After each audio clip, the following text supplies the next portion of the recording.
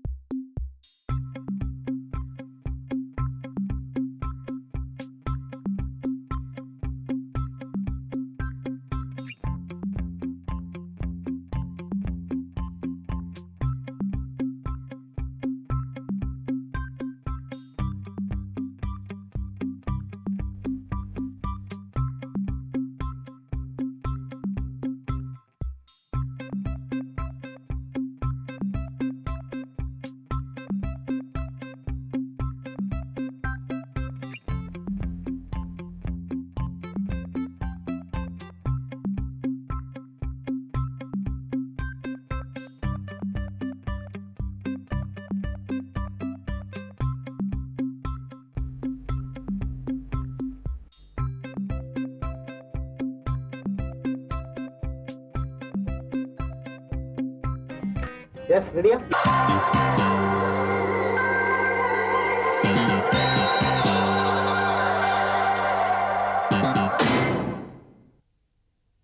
எல்லாருக்கும் வணக்கம் ஐயா. ரொம்ப நாள் கழிச்சு மீட் பண்றோம். நான் தான் பத்தமடம் முத்தப்பா. நான் தான் கிருஷ்ணாம்பேட்டை கிட்டப்பா. ஏல அவங்களுக்கு தான் நம்மளை பத்தி நல்லா தெரியுமில்ல. கையளவு மனசுல அப்படியே ஓரம் கட்டாரு பாலச்சந்தர். இது ஊடால நாங்க ரொம்ப பேசணும்ல, அது அவங்களுக்கு அவ்வளவா பிடிக்கல. அதனால எங்க மேல ஆவலாதிப்பட்டு அப்படியே தொங்கல்ல விட்டாரு டைரக்டர். யாரா சவத்து புதிகளா இடையில பேசி கதையை கெடுத்துறாதீங்க. கையளவு மனசு முடியட்டும், செத்த போருங்கன்ட்டாங்க ஐயா. ஒரு வாரம் டைம். ஒரு வாரத்துக்கு நான் என்னங்க பண்ணுவேன்? நான் என்ன பண்ணுவேன்னு சொல்லட்டுமா? நீ ஒரு வாரத்துல வரல, இருக்கிற டிவி, ஃப்ரிட்ஜ், சோஃபா எல்லாத்தையும் எடுத்துட்டு போடுவேன். வரேன். ஒரு வாரம் டைம் தரேன். ஒரு வாரத்துக்குள்ள நான் என்னங்க பண்ணுவேன்? நான் என்ன பண்ணுவேன் சொல்லட்டுமா? ஒரு வாரத்துக்குள்ள பணத்தை கொடுக்கலன்னா இந்த வீட்டுல இருக்கிற டிவி, ஃப்ரிட்ஜ், ஃபேன் எல்லாத்தையும் எடுத்து போயிடுவேன். அதுக்கப்புறம் அழுது சாதிக்க நினைக்காத. மட்டுமா இந்த பாகத்துல நடிச்சாங்களே நடிகைகள் அவங்களெல்லாம் கண்டு பேசி ஒரு பேட்டி எடுத்துருவோம் ஐயா. இப்ப நடுவுல கமெண்ட் அடிப்பேனே, என்ன பண்ணுவாராம் பாலச்சந்தர்? ஏல செவிய கடிச்சுதான் செவன்னு காரியத்தை கெடுத்துறாதல. அப்புறம் கிடைச்ச சான்ஸ் கை நடுவி போயிடும். செத்த வாயை பொறுத்திக்கிட்டு சும்மா இருக்கியா? முத்தப்பா, முதல்ல யாரை பேட்டி காண்றோம்? Ladies first. இந்த சாரதமாவா நடிச்சாங்கல்ல ஹீரோயினி கீதா, அவங்கள பேட்டி எடுத்துருவோம். முதல்ல ஹீரோ தான் பேட்டி காண்றோம். செந்தில்குமாரா வந்து 5வது பாகத்துல அம்போன்னு உசுர விட்டார. TV news Varadarasan.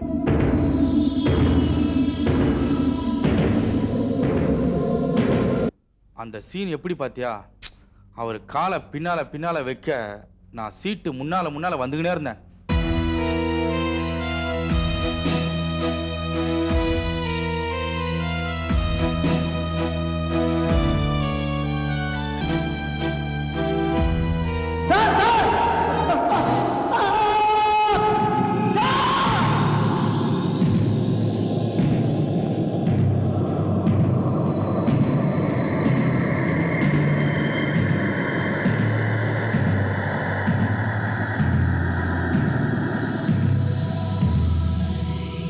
கொடைய பாத்தியா? சும்மா அங்கிக்கும் இங்கிக்கும் அங்க மோதி இங்க மோதி என்ன மாதிரி நடிச்சுக்கிச்சியா கொடை? அந்த கொடையே இப்படி இடிச்சுக்கிச்சுன்னா அந்த ஆள் கதி என்ன ஆயிருக்குன்னு கொஞ்சம் நினைச்சு பார். ஐயா வணக்கம் ஐயா. வணக்கம். முதல்ல பேட்டி நான் ஸ்டார்ட் பண்றேன். ஏன்பா ஏல அவங்க ஹீரோ, அவங்கள போய் மரியாதை இல்லாம கூப்பிட்டுக்கிட்டு. அதானே? ஏமா கண்ணே, இது பரவாயில்ல. இந்த டிவியில நியூஸ் படிக்கிறியா, அது எப்படி மனப்பாடம் பண்ணி சொல்லுவியா இல்ல முன்னால ஏறி வச்சிருப்பாங்களா? என்னல செந்திக்குமாரா அவர் கையளவு மனசுல நடிச்சதை பத்தி கேப்பியா, செய்தி படிக்கிறத பத்தி கேட்டுக்கிட்டு இருக்க? சரி முதல் கேள்வி. வாதிரா, எப்படி அவரு பாலச்சந்தர் ஷூட்டிங் அப்ப ரொம்ப திட்டுவாரா? ஏல என்னத்துக்குல உனக்கு வம்பு? அப்புறம் கிடைச்ச சான்ஸும் இல்லாம போயிரும்ல. ஓகே ஏமா கண்ணே, ஆனா சும்மா சொல்லக்கூடாது. நீ நடிச்சது 5 பாகம் தான். உன் நடிப்பு சூப்பர் தூல்மா. ஏல சாவா கூப்பிட்டியா? பிறகு அவங்கள பேச சொல்லி கேப்பியா, நீயே சலன்னு பேசிக்கிட்டே இருக்க. ஐயா வரதராச ஐயா, இந்த கையளவு மனசுல நடிச்சீங்களே, அதை பத்தி உங்க அபிப்பிராயத்தை சொல்லுங்க. அபிப்பிராயம் அப்படின்னா ஒரு பெருமை தானே. அதாவது எந்த கலைஞனுக்குமே ஆசையில் பெரிய ஆசை என்னென்னா, நம்ம டைரக்டர் சாருடைய படத்தில் அவருடைய டைரக்ஷனில் முதல்ல நடிச்சிடணும் அப்படின்னு. நான் 75லேருந்து மேடை நாடகங்களில் நடிச்சுட்டு இருக்கேன், சில சினிமாக்கள்லேயும் நடிச்சுட்டு இருக்கேன். அஃப்கோர்ஸ் யார் குட்டினாலுமே எல்லாருமே குனிவாங்க. நம்ம டைரக்டர் சார் குட்டினா அவங்கெல்லாம் விஸ்வரூபம் தான் எடுத்திருக்காங்க. அந்த வகையில் கடந்த 1-2 ஆண்டுகளாக அவருடைய அறிமுகத்தில் எனக்கு கிடைச்ச ஒரு பெரிய வாய்ப்பு. இந்த கையளவு மனசு நடிக்கிறதுக்காக என்ன அன்றைக்கி ஷூட்டிங் வர சொன்ன போது பூஜைலாம் நடந்தது. முடிஞ்ச உடனே சாருக்கு வந்து முதல்ல மேக்கப் போட்டு ரெடி பண்ணுங்கப்பா, வித்தியாசமாக இருக்கணும் அப்படின்னாங்க. எதுக்காக என்ன லவ் பண்ண? இந்த மியூசிக்காக லவ் பண்ணேன்னு வச்சுக்கோங்களேன். இந்த மியூசிக்காகவா? அப்போ இந்த மியூசிக் எடுத்துட்டா என்ன நீ டைவர்ஸ் பண்ணிடுவியா? வித்தியாசம் அந்த முதல்லயே தெரிஞ்சது. ஒரு மீசை ஒட்டினாங்க. இன்றைக்கி நான் போகிற இடத்துலாம் சார் உங்களுக்கு மீசை அழகாக இருக்குன்னாங்க. 25 வருஷமாக எனக்கு தோணாத ஒன்று, எனக்கு எது அழகாக இருக்குன்னு முதல்ல சொல்லி கொடுத்ததே இந்த யூனிட்டில் தான். மீசை கொஞ்சம் அழகாக இருக்குது உங்களுக்கு அப்படின்னு. முதல் காட்சி அந்த அறிமுக காட்சி இருக்குது பாருங்கள். அந்த அறிமுகம் தானே எல்லாருமே எதிர்பார்த்துட்டு இருக்கோம். அந்த அறிமுக காட்சி எனக்கு ரொம்ப பிடிச்சது.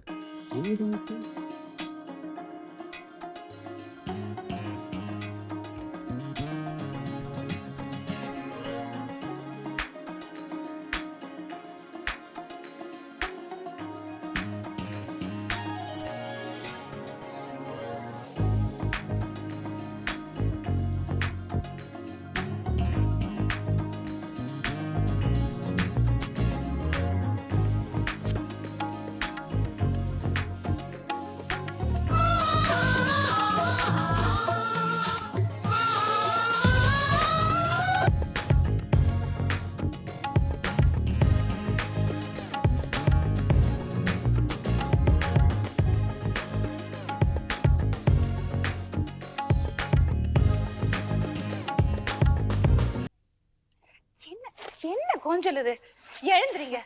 காலையில 8 மணிக்கு பில்டிங் சைட்டுக்கு போனோம்னு சொன்னீங்கல்ல.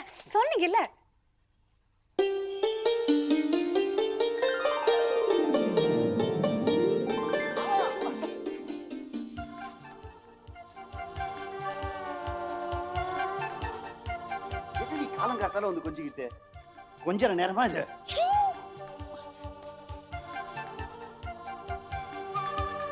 பசங்களா, இன்னைக்கு சினிமாவுக்கு போறோம். புது படம் நினைத்தாலே இனிக்கும். அதான் பார்த்துட்டோமே இப்போ.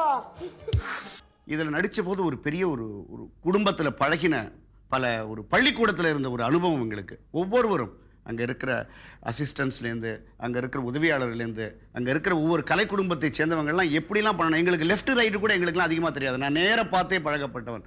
அப்படியெல்லாம் எனக்கு சொல்லிக் கொடுத்து ஒரு சின்ன தலையை குனிஞ்சி கண்ணை நிமித்தினா கூட அது ஒரு ஆக்டிங் இருக்குது. இந்த காலத்து குழந்தைகளுக்கு காக்கா கதையும் குரங்கு கதையும் சொன்னால் பிடிக்காது. சினிமா கதையா, அதுவும் காதல் கதையா சொல்லணும்.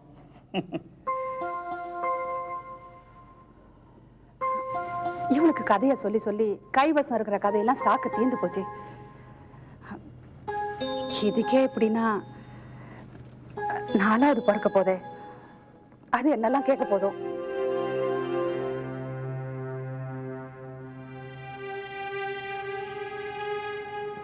இன்னையோட 55 நாள் ஆயிடுச்சு. டாக்டரை பார்க்க போனோம். ஏன் ஒரு மாதிரி ஆயிட்டீங்க? சந்தோஷப்பட சொல்றியா? இந்த காலத்துல 4வது குழந்தை பிறந்தா நம்ம பார்த்து ஊரெல்லாம் சிரிக்கும்.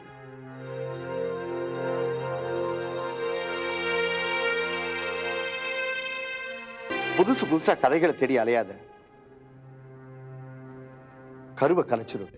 இதுல எனக்கு நான் ரொம்ப அனுபவிச்சு நடிச்ச சீனா கற்கண்டில் எந்த பாகம் ரொம்ப தித்திப்பா இருக்கும்னு கேட்குற மாதிரியா. ஒவ்வொரு பார்ட்டுமே ஸ்வீட்டாக தான் இருக்கும். நான் பார்க்குற போது என்னுடைய குடும்பத்துலேயும் ரொம்ப எல்லாருக்கும் பிடிச்சதுன்னா, இந்த குழந்தைகள் தீபிகாவெல்லாம் பாட்டு வச்சுட்டு ஒரு டேப் ரிகார்டர் வாங்கிட்டு அதை பாட்டு இந்த ரிகார்ட் பண்ணுற மாதிரி ஒரு சீன் இருக்கும். பாட்டு முடிச்சிட்ட பிறகு இது என்ன ராகம் சொல்லுங்கள் அப்படின்னு கீதா அவங்க கேட்பாங்க.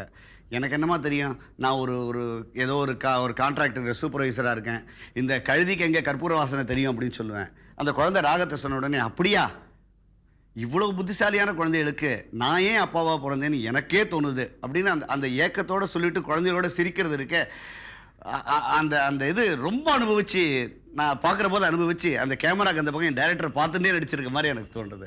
சரணு ஸ்ரீதேவி நாயகா, சரணு வீர்ய பிரதாயகா, சரணு பார்வதி தனயமூர்த்தி, சரணு மூஷிக வாஹனா, சரணு ஸ்ரீதேவி நாயகா.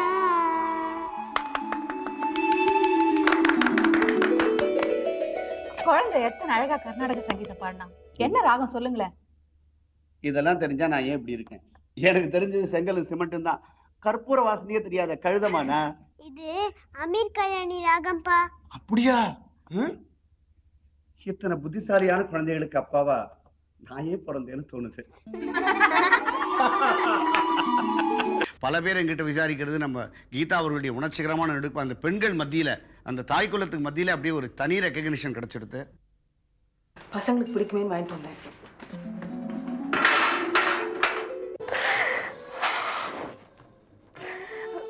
வேலையில இருந்து திரும்பும்போது பசங்க அவரோட பேகுக்கு தான் பாய்வாங்க. தினம் ஏதாவது வாங்கிட்டு வருவேன். நினைச்சிட்டு சாரதா, அன்னைக்கு முதல் நாள் தான் வாயை வச்சுட்டு சும்மா இல்லாம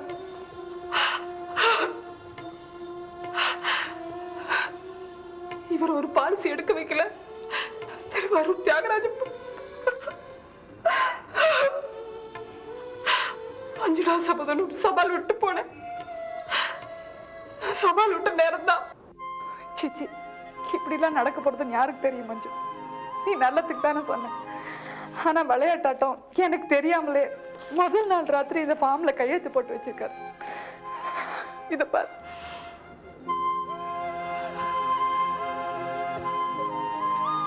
இதுல கையெழுத்தையும் போட்டுட்டு மறுநாள் உசிரியும் விட்டுருக்காரு. என்ன பிரயோஜனம் சொல்லு? முதல் பிரிமியம் கட்டியிருந்தாலாவது கிளைம் பண்ணலாம். அதே போல் நம்ம ரேணுகாவை பற்றி அவங்க அந்த பூஜை பண்ணுற சீன், பூஜை வீட்டில் சாதாரணமாக திட்டிகிட்டே பூஜை பண்ணுவாங்களே, அந்த சீன் வந்து nobody can conceive except our director. அவ்வளோ பியூட்டிஃபுல்லாக அதை கன்சீவ் பண்ணி அதோடைய எக்ஸ்பிரஷனோட வாங்கியிருக்காங்க. பொம்பளையா பிறந்து நான் என்ன சுகத்தை கண்டேன்? வீட்டில் குத்துக்கல்லாட்டம் ஒரு ஆம்பளை, புருஷன்னு பேரு, ஒரு வேலையும் இல்லாம எனக்கு புருஷனா இருக்கிறது தான் வேலை. கேட்டா அவர் படிப்புக்கு ஏற்ற வேலை கிடைக்கலையாம். என்ன பெரிய பொள்ளங்க படிச்சிருக்காரு இவரு? நான் பிஏ தெரியுமா? சொல்லிக்கிறதுல ஒன்னும் குறைச்ச இல்ல. பிஏவா பிஏ? என்ன பிஏ? ஒரு பார்ட் ஃபெயிலு, கம்ப்ளீட் பண்ணாமே பிஏன்னு ஒரு லெட்டர் பேடு.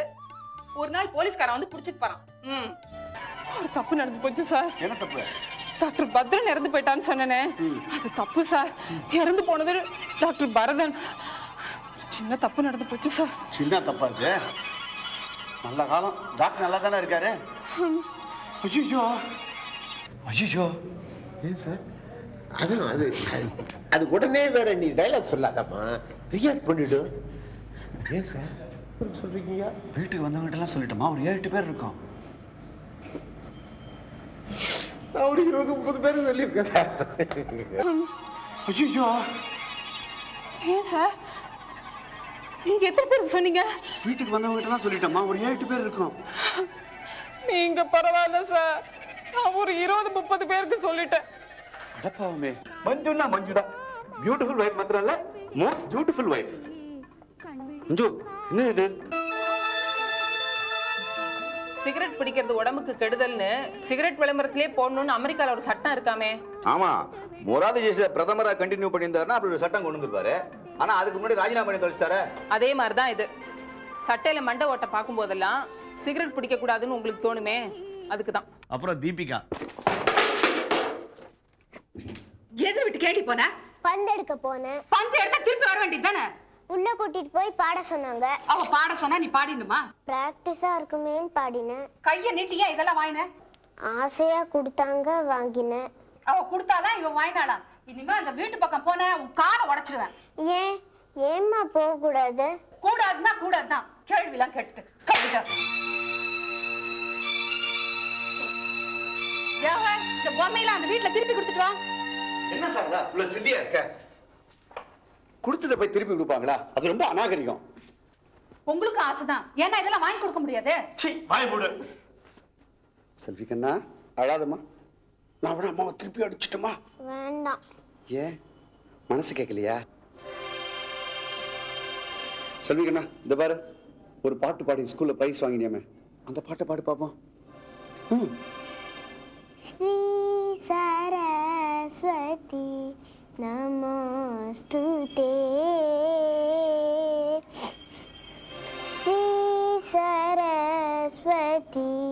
நமோஸ்துதே பரதேவதே ஸ்ரீபதி கௌரி பரதேவ பரதேவதே श्रीपति गौरी पति गुरु गुग विनुति विद्युते श्री सरस्वती नमोस्तुते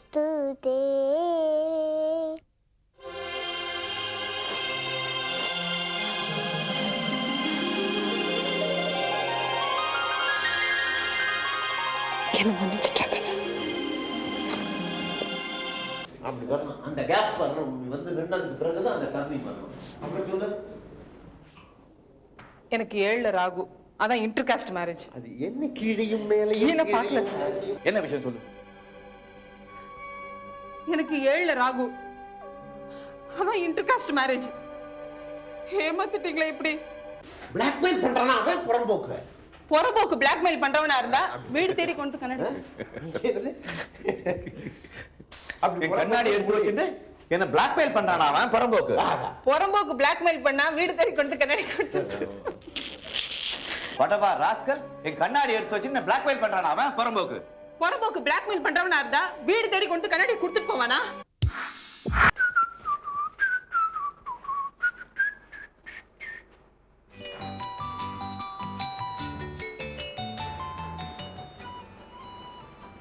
செல்வி, பக்கத்து வீட்டு மஞ்சுளா ஆண்டி வரா. அப்பா எங்கன்னு கேட்டா அப்பா போயாச்சுன்னு சொல்லிடு. சாரதா, செல்வி கண்ணு, அப்பா எங்க? அப்பா இல்லையே, போயாச்சே. அந்த என்னுடைய கேரக்டர் இறந்த பிறகு ஒரு காட்சி வரதை நான் கண்டிப்பாக சொல்லித்தான் ஆகணும். ஏன்னா ஒவ்வொரு தடவையும் அந்த இன்சூரன்ஸ் ஏஜென்ட் வந்து அந்த ரேணுகா வந்து என்கிட்ட இன்சூரன்ஸ் பாலிசி எடுத்துக்கணும்னு கேட்குற வரப்போதெல்லாம் நான் பயந்துட்டு குழந்தைகிட்ட பார்த்து சொன்ன உடனே அப்பா போயாச்சுன்னு சொல்லிட்டு வீட்டு உள்ளே ஒளிஞ்சுப்பேன். ஒவ்வொரு தடவையும் அந்த குழந்தை அந்த அம்மா வரப்போதெல்லாம் அப்பா போயாச்சு, அப்பா போயாச்சே, அப்பா இல்லையே போயாச்சேன்னு சொல்லும். கடைசியில் இந்த செந்தில்குமார் கேரக்டர் மேலேருந்து கீழே விழுந்து இறந்துட்ட பிறகு அந்த சோகங்கள்லாம் அந்த வீட்டை கவ்வின பிறகு அது அந்த அம்மா வீட்டுக்குள்ளே வரப்போது அந்த குழந்தை அந்த அம்மா கிட்ட அப்பா இல்லையே போயாச்சே அப்படின்னு சொல்கிறது எந்த கல் நெஞ்சம் உண்டவங்களும் அப்படியே உரிக்கிடும். எங்கள் வீட்டில் பசங்களாம் அப்படியே அழுதுட்டாங்கன்னா பாருங்களேன். டிஃபன் பண்ணி கொண்டு வந்திருக்கேன், கொஞ்சம் லேட் ஆயிடுச்சு, வாங்க எல்லாம் டிஃபன் சாப்பிட போலாம். ஏம்மா ரொம்ப பசிக்குதா? செல்வி, அப்பா இல்லையே, போயாச்சே.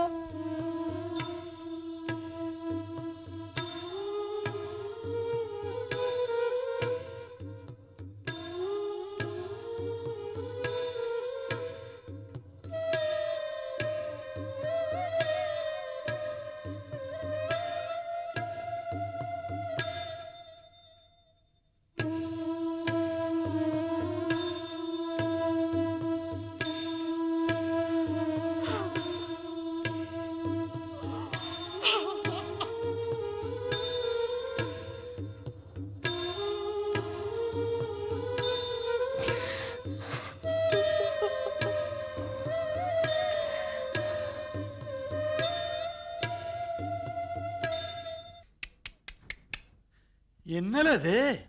செல்வியா நடிச்சிச்சு அந்த குழந்தை, அது பேரு என்ன? தீபிகா.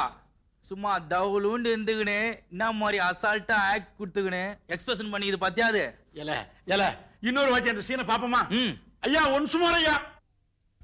செல்வி, அப்பா இல்லையே, போயாச்சே.